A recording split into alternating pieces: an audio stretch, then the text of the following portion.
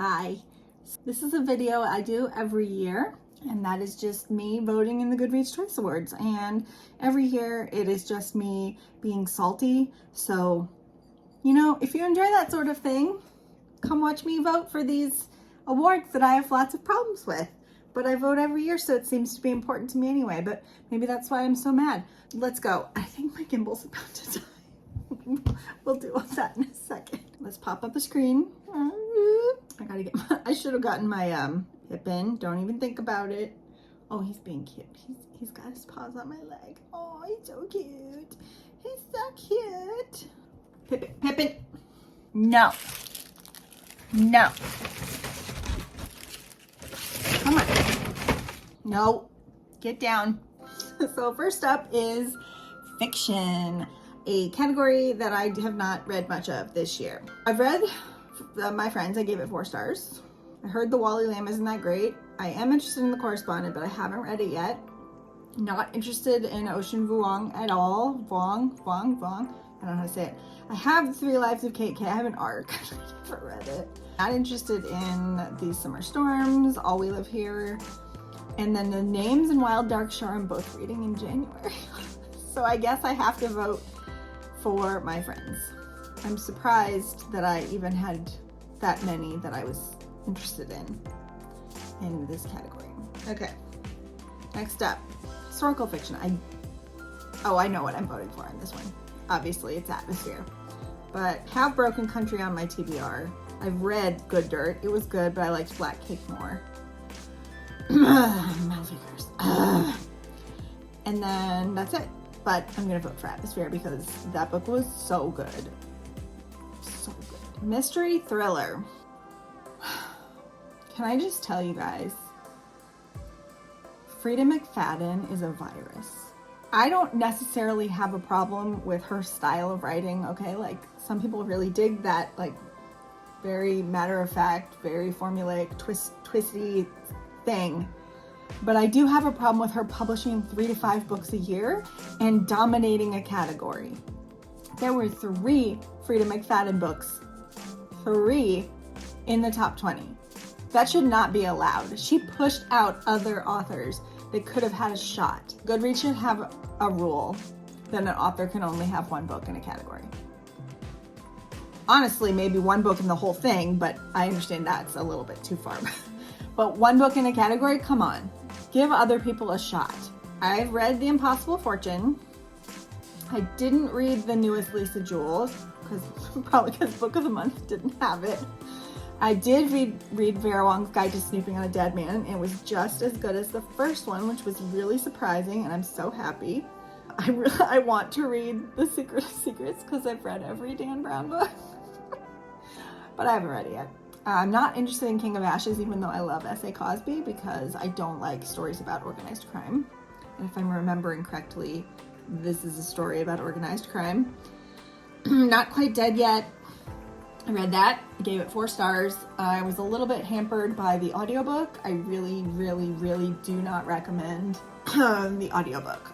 So I think the narrator was really not good. So don't do it. But otherwise, I had a good time.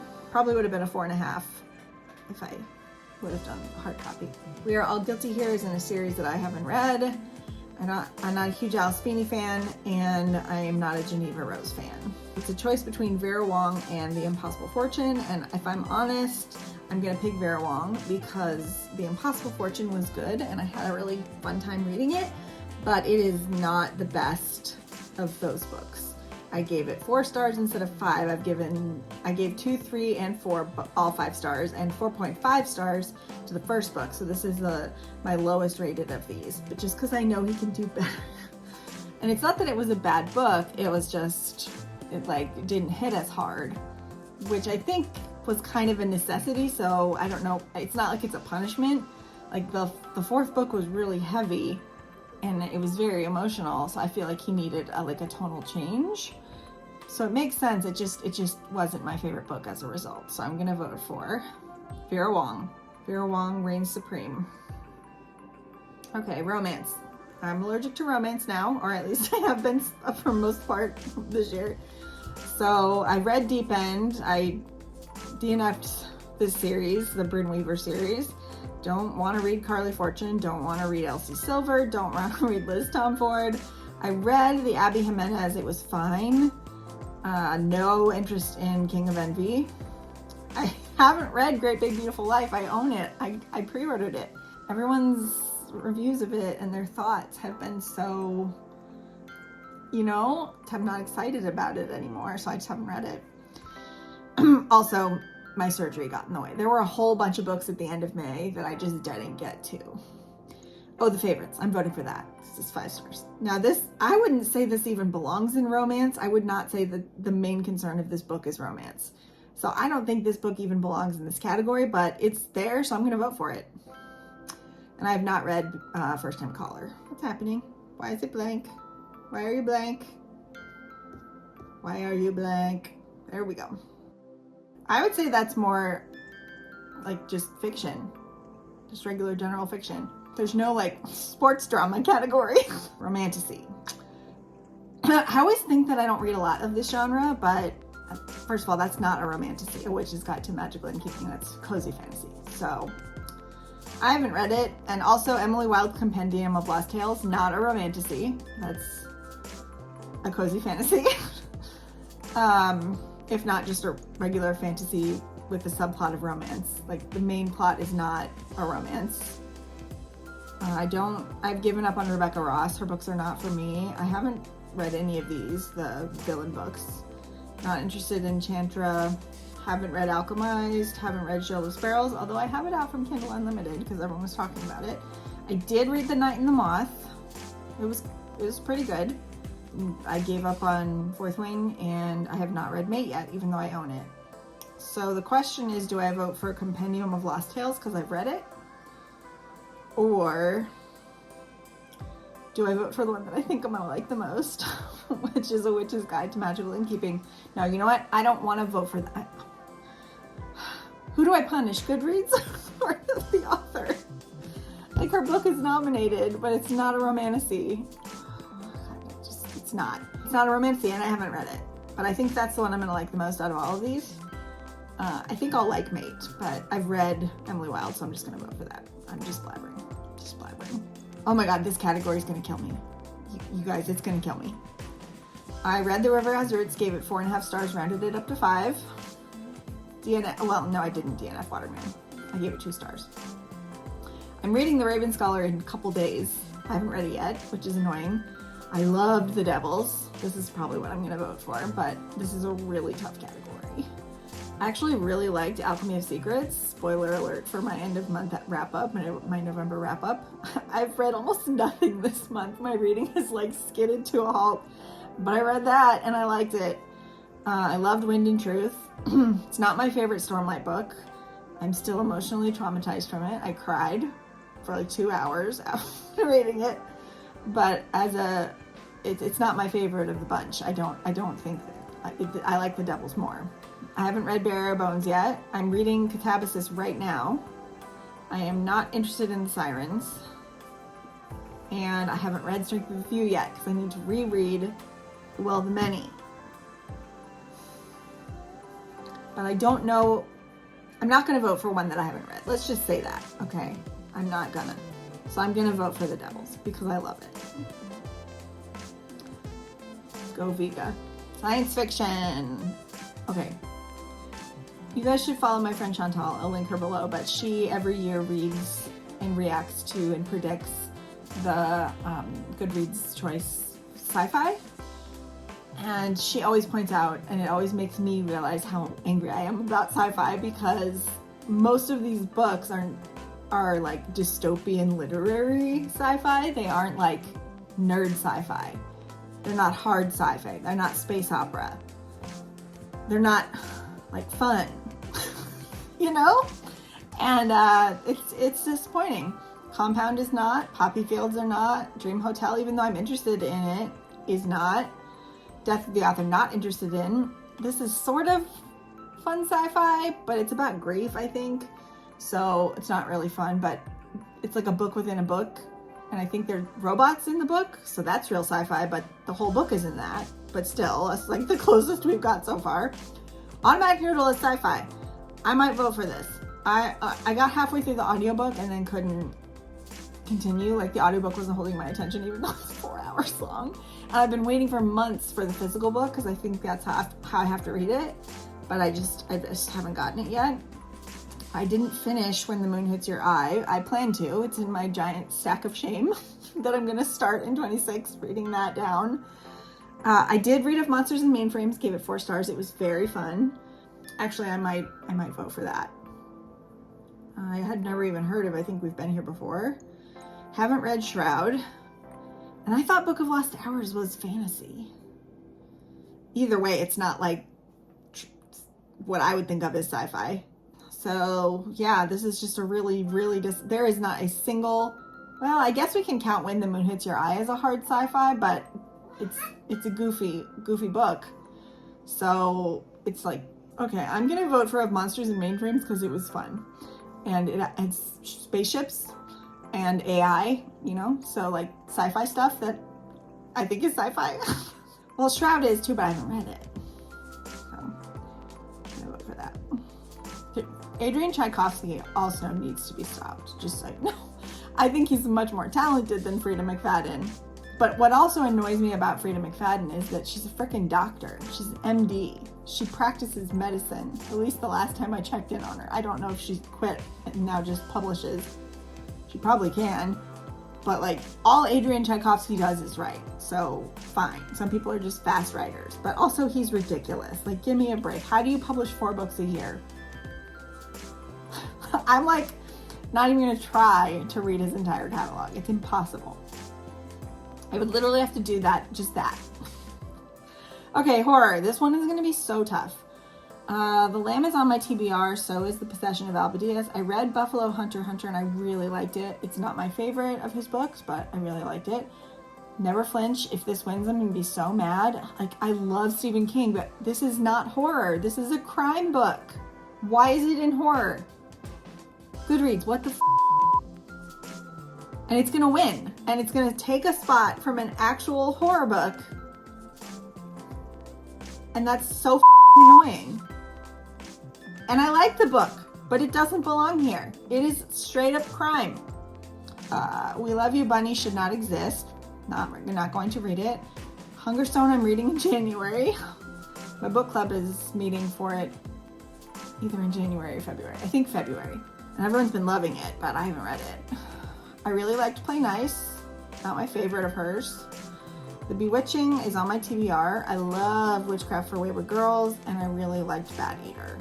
So I'm going to vote for Witchcraft for Wayward Girls because I love Grady Hendrix. All right, I already know what I'm voting for, debut novel, but let's go through these. Don't know what that is. Irish Goodbye. I have Resistance of Witches on my TBR. Oh, great. Now both of my things are dying. My laptop's about to die. Homeseeking. I think I knew what that was about at one point, but it doesn't matter. I'm not really interested in it. Again, the names, reading that in January. Don't know what The Lilac People is. Haven't read Alchemized. Not interested in The Bright Years or Junie. I'm currently in the middle of When the Tides Held the Moon, and it's pretty slow, so I'm definitely not voting for it. Maybe it picks up and gets more emotionally involving as it goes, but so far, 170 pages in, it's just a fine book. It's long. It's like almost 500 pages. And then again, I have The Correspondent on my TBR. Oh, it didn't make it, you guys. That is a crime. Oh, all these fuckers didn't vote for it. It didn't even make the top 10. It's woodworking. It's my favorite book of the year so far. Spoilers for my best books of the year video. I have a hard time thinking that anything is going to unseat it at this point. And the Goodreads Choice Awards. That's all I have to say. And this one is on you guys, because none of you have read it. All right, well, I want to vote for a fantasy just to mess things up. So I'm going to vote for When the Tides Held the Moon because it's about a gay man and a gay mermaid in Brooklyn, Coney Island in the 1910s. So I support that. I hate this category. Okay, I'm just going to rant for a second about the audiobook category. This is such an asinine category. Because first of all, like, what are we awarding here? Are you awarding the best production, or are you just awarding one that has been listened to a lot? That doesn't necessarily mean that it's good. It just means it's been listened to a lot. None of these, as far as I'm aware, have really outstanding productions. This should not even be in there. I mean, it's just annoying to see it there. And it's upsetting, frankly, to see all of those actors that I love just blithely waltzing in and playing these characters like, oh, well, there's nothing wrong here. Let Them theory, I've heard, is just this woman took that theory from somebody else. I don't remember the details, but she's basically sort of a semi-plagiarist. I don't give a crap about tourist season. Don't care about Fourth Wing. Julia Whalen always does a great job, but I mean, like, what's so special about this book? Like, she does lots of great audiobooks. Why this one? Because it's Emily Henry. I don't know anything about this audiobook. This one, this Pride and Prejudice, that looks like it might be worthy of being in this category because it is an audiobook production. It's an original. They probably hired, like, I don't know. You know what I mean? You know what I mean? You know, none of these are, like, how am I supposed to choose? I didn't listen to any of them. You know what? I'm abstaining from this category. This is bullshit. YA fantasy. Not interested, not interested. Stop it. Not interested, not interested. I haven't read Oathbound yet. I don't even own it. I need to get a copy, but I wanted to reread the second book before I popped into the third, and I started listening to it on audio, and I just wasn't into it. It wasn't working for me at all. So I'm going to reread it with my eyeballs and then read Oathbound. But in the meantime, I haven't read that. I read Heavenly Tyrant, liked it. Didn't like it as much as the first book. Haven't even heard of Rose Bargain. Tahara Mafi needs to move on with her life. I own this but haven't read it. I would disagree that it's young adult also, but whatever. Sunrise on the Reaping it is, and it's going to win. There's no way that book is not going to win. YA, I've probably read none of these. Yep. Sophie Gonzalez. I've heard this series is cute, the Dungeons and Dragons series. But I'm going to vote for Sophie Gonzalez because I've read previous books by her and really enjoyed them. So I bet that one is good. Nonfiction. Okay, I have Serviceberry on my TBR. I have Girl on Girl on my TBR. It's a book club read. I read Everything is Tuberculosis and loved it. I have New Age of Sexism. Fuck the Let Them theory. I've heard One Day Everyone Will Have Always Been Against This is really good, but I haven't read it. And I have No More Tears on my TBR. So the only one I've read is Everything is Tuberculosis. And honestly, this book is amazing. So I will happily vote for that. Memoir. Not really a memoir person. I haven't read any of these. I had Semi Well Adjusted on my TBR, but this cover, every time I looked at my to-read list, I got annoyed with this cover and hated it. And so now I don't even want to read the book. I really don't like it, and I don't know why. I'm not interested in any of these. I love Cher, but I don't want to hear what Cher has to say about Cher. I want to hear what somebody else, like a biographer, has to say about Cher. I read the Elizabeth Taylor memoir a couple of years ago, and that was so much fun. I want somebody to do that for Cher while she's still alive to interview. I don't want to read any of these, so I'm just going to vote for Cher because I love her. History and biography. I don't believe that I've read any of these. I think I went through and I added a bunch after they came out with the initial nominations. Yep, haven't read any of them. But I'm going to vote for Jane Austen's Bookshelf because that is the one I'm most interested in. And that's that. What a disappointing year. I feel like this does not reflect my year in reading at all, except for atmosphere. And woodworking is missing, so that sucks. I don't know. I'm just generally dissatisfied. How are you all feeling about the Goodreads Choice Awards? How would you revamp them? What are your suggestions? I think that their system is extremely flawed and they need to revamp it because it sucks. So, but I don't have ideas. I'm not that kind of a person. I identify the problem and I say, you fix it. I mean, unless I know how to fix it. But in this case, I don't know how to fix it. But What they're doing now isn't working. Miraculously, none of these things ran out of battery while making this video. So I'm a happy camper. Anyway, if you've made it to the end, it's a pretty short video, then please leave me, is there an award, like a trophy emoji? Leave me a trophy. And let me know what makes you the most angry about the Goodreads Choice Awards. Or if you want to defend it too, you know, that's fun. I'll listen to you defend the Goodreads Choice Awards. I'm open to that. Gavin from Gavin Reads It All said that he had a nice perspective on it. He's much less bitter than I am about it. He said, I think it was Gavin, or was it Kayla? It was one of those two. They said that it's a useful tool for knowing what people like. The flaw in that is I think that the way that they find these books to get on the shelves is how many times a book has been shelved. So if people are shelving the book and not reading it, or shelving it and then reading it and it sucks, it's still getting nominated. Anyway, whatever. I'm just going to stop. Thanks for watching. Okay, love you. Bye.